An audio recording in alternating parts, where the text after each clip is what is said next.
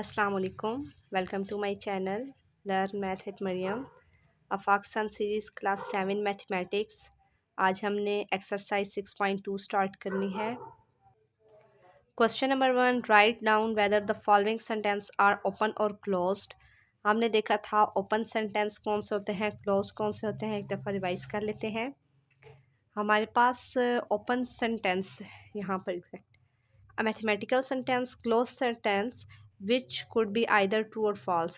Clause sentence हमारे पास वो होते हैं जिसमें हमें पता चले कि कंप्लीट एक तो इन्फॉर्मेशन उसमें गिवन होती है और जिसमें से हम इजीली आइडेंटिफाई कर सकते हैं ये ट्रू है या फॉल्स।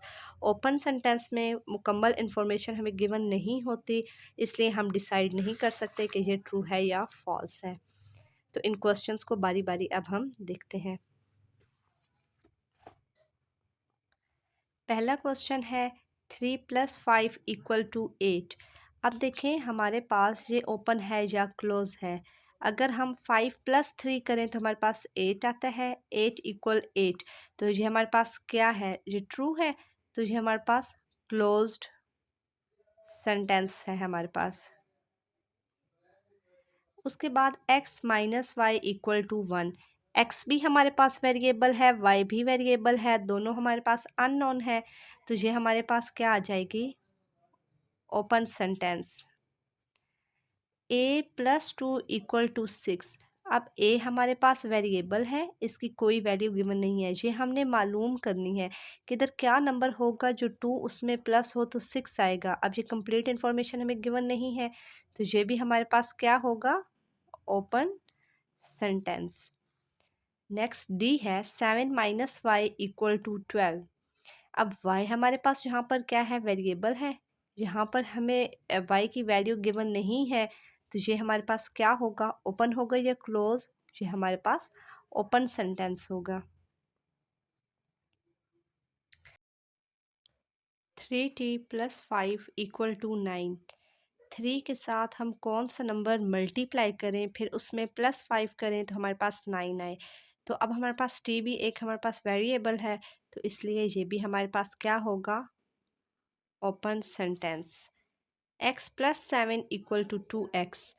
यहाँ पर हमारे पास x भी वेरिएबल है, तो यहाँ पर भी हमें कंप्लीट इन्फॉर्मेशन नहीं गिवन, तो ये हमारे पास क्या होगा, ओपन सेंटेंस।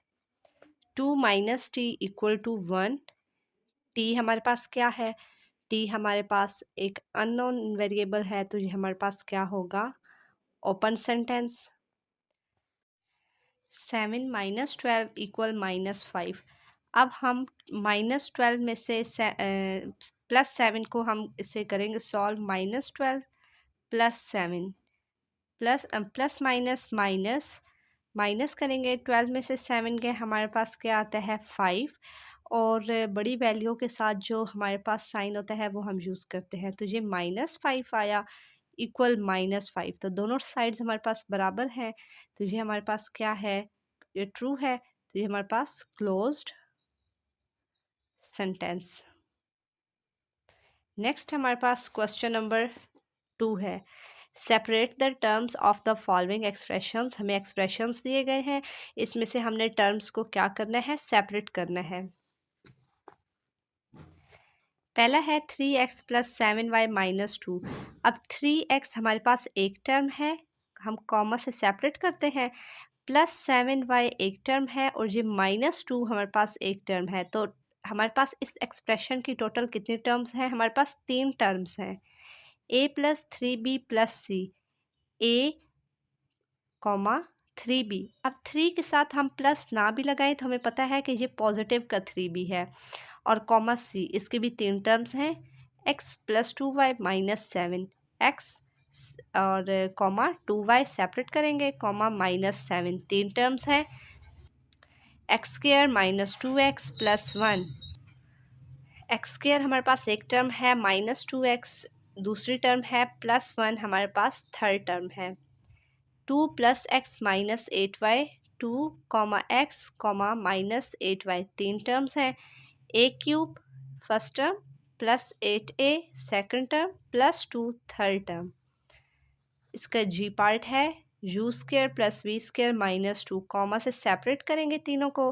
u स्क्र कॉमा वी स्क्र comma -2, 6x³ + 2x² - 2x + 1, 6x³ एक टर्म कॉमा 2x² दूसरी टर्म -2x तीसरी टर्म और 1 4 टर्म।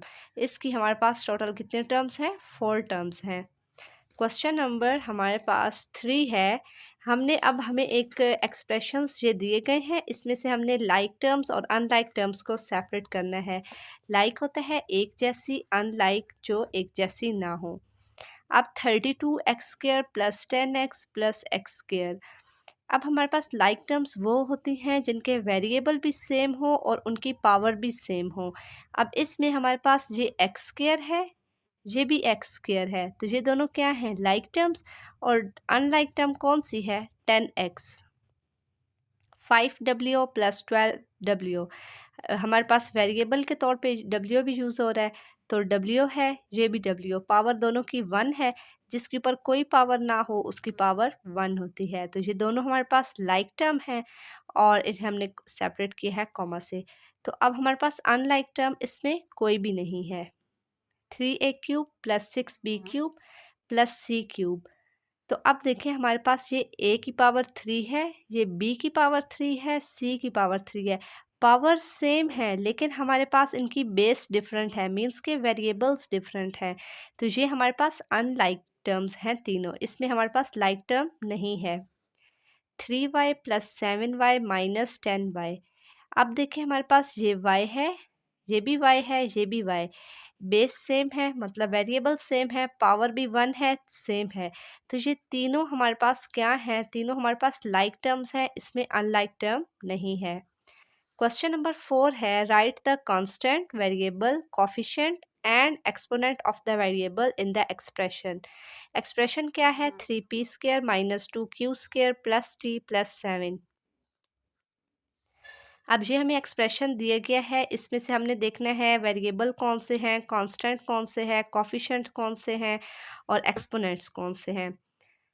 अब देखिए वेरिएबल क्या होता है? वेरिएबल हमारे पास से एक अननोन हमारे पास क्या होती है? वैल्यूज़ होती हैं।